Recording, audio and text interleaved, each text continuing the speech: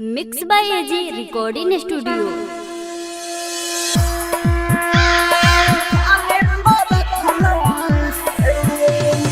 DJ Kanchan राज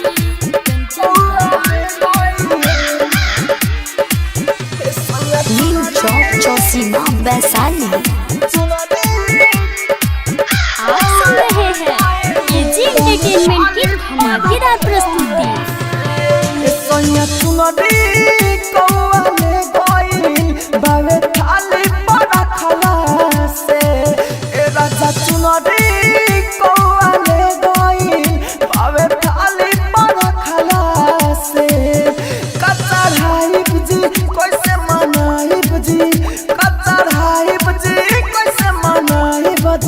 नहीं पेट मंगला से सैया चुनरी कौआले गइल बावे थाली पर रखला से।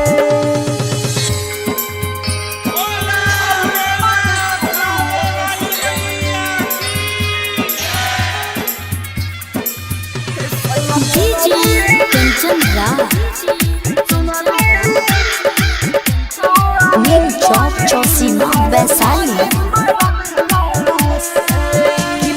चुनरी में सुनरी लग समैया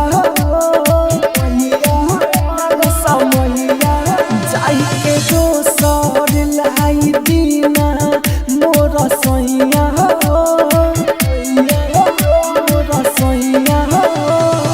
कल सके याद रखेला लया जैया हाँ जैया हो ए राजा जैया सुनरी में सुनरी अगसा मैया जाई के दोसर लाई दीना मोर सैया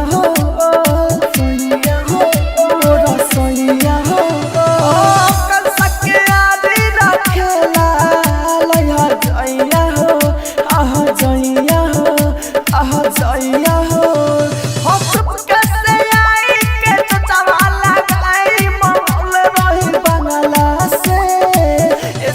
चुनरी कौआले गइल बावे थाली पर रखला से सैया चुनरी कौआले गइल बावे थाली पर रखला से। Mix by AG recording studio. Mix by AG recording studio. DJ Kanchan Raj new चौक चौसीमा वैशाली। धीरज दीवाना लिखल गाना रउआ छोड़ी ना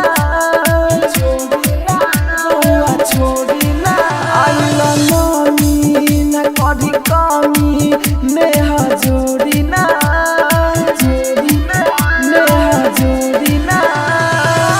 मानी बतिया हमार मुँह मोड़ना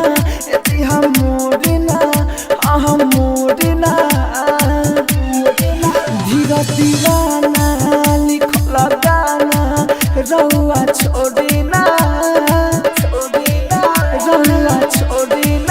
आइल नमी न कभी कमी नेहा जोड़ी ना